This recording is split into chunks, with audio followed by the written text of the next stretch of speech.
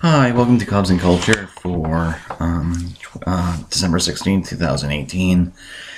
We're up to Midnight Cowboy. I know I've given a more extensive review of it way back in the day, so I'm going to spend most of the time actually talking about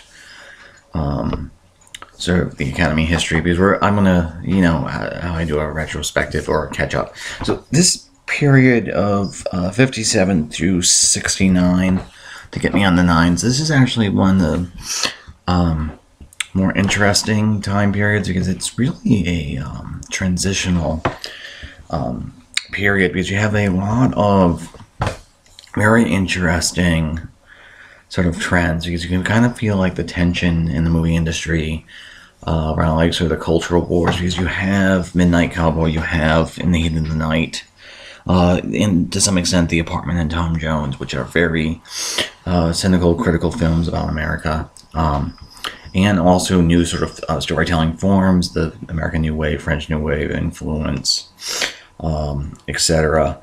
And then at the same time, you also have like Ben-Hur and Oliver. Oliver being the only G-rated in family film, and Ben-Hur being this big biblical epic. And so it really feels like the Academy is transitioning into sort of the modern day or contemporary stuff they're interested in.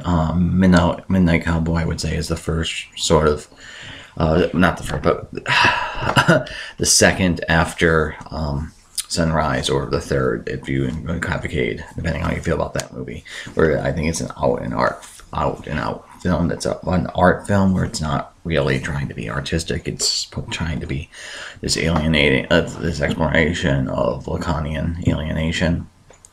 At least I think Lacanian alienation. And it's really sort of interesting, as you can really see the sort of tension in the Academy history that Oliver, the only G-rated Best Picture, because again, the Academy is sort of in this weird middle ground where it's trying to, it's a cultural institution, it's in part of the entertainment industry, where it has to sort of please the mainstream audiences, to stay sort of culturally relevant, but at the same time it's meant to be a sort of an artistic situation where they're trying to, be involved in the process of filmmaking, and sort of those tensions sort of defines their taste. And I feel like those two poles in the Academy, pulling it apart, actually comes across really obviously in Oliver winning in 1968, and then Midnight Cowboy winning in 1969. And it's really interesting that the only G-rated film was followed by the only X-rated film. In any case, I really like Midnight Cowboy. I think it's probably my second favorite film of all time. It's a very striking film. It's such a unique film because it's it's about a male prostitute who's bad at his job. That's also archetypal about the naive guy growing up, going to the city. And then you have Ratso, who's just a con man, and so it's sort of this very interesting, striking film that won Best Picture. It's such a unique film because it's sort of the only cynical film that's also French Wave that deals with male prostitution in the Academy history, and such a daring choice.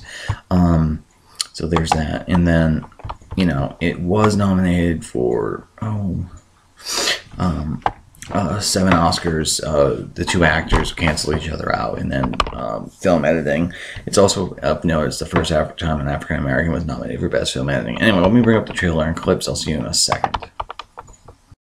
Okay, so for those who've never seen it, the movie is Joe Buck's coming of age story, basically, and John Voight's Joe Buck, and it's his misadventures in New York City while he's trying to be a hustler, male sex worker, and it forms this friendship with Enrico Salvatore Rizzo, also known as Ratso, played brilliantly by Dustin Hoffman, and it's mostly centered on that friendship. Now the thing is with this movie, especially with Joe Buck. There's there, it's such a their Ratso and Buck's connection isn't just it's not just friendship. It's too deep and too defining of them to be just friendship. Agape love, I think, might fit. But obtrusively, Joe Buck is straight, even though he ends up servicing one male client over the course of the story. And there's ways of reading Joe Buck where he's actually experiences ego-dynastic homosexuality, which is self-hatred, basically. And it's such an interesting film, and I think the key to the film's success on all levels, the way in which it allows people to just experience this sort of alienation and loneliness that Joe Buck feels, is because it doesn't really judge any of its characters. And it takes a very, I don't want to say sympathetic, but sort of like I don't want to say amoral, but sort of a detached tone, and it sort of lets the characters fend for themselves, which again kind of leads to the notion of alienation. Now, this sequence you're watching here right now, this is when he first gets to New York, and they've just had sex, and that scene I wasn't able to find online because my DVD wasn't acting up, but it's a great scene because sexual congress is shown through the flipping of channels of TV, which totally sort of separates it from everything like that. Now, the reason why I'm showing this particular scene is, one, I really like Cass's the performance of the woman, but two, it's really showing the gap between expectation and like sort of like the ideal, and him not doing well, because he's going to ask her for money and she's going to get all offended because he sort of insults her and everything like that, because he did not tell her that he was a hustler. Like, he didn't set up like, yeah, we can do this, but you gotta pay me X amount of money. And he ends up sort of insulting her, and then she freaks out, and she eventually takes like $20 from him. And it's such a interesting scene because it's sort of busted and fucked up, and it's sort of miscommunication. It's another form of like misconnections. And so, because it's sort of centered around coming of age and him trying to connect with people,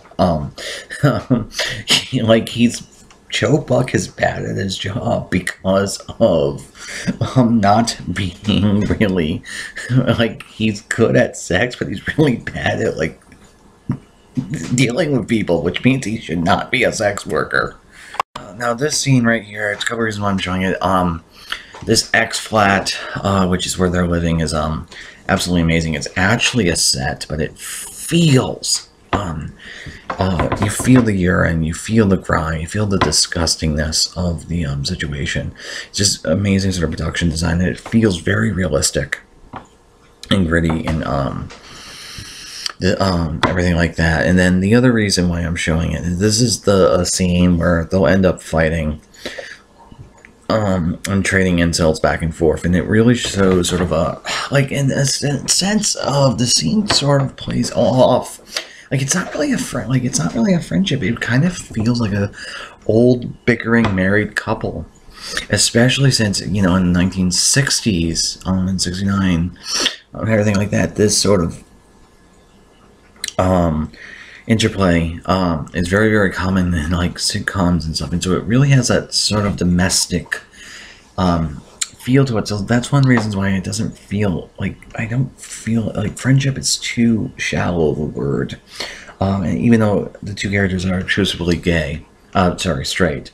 The other sort of reason is, one, the reason why you could sort of see an ego-dynastic homosexuality is, and this scene brings up this notion, is Joe's really into being a cowboy, even though he's not a real cowboy, because of sort of childhood connection with his grandmother and her boyfriend, who are all cowboys, and it's this sort of interplay of him being, you know, that's just strictly faggot stuff and everything like that. It just feels very off.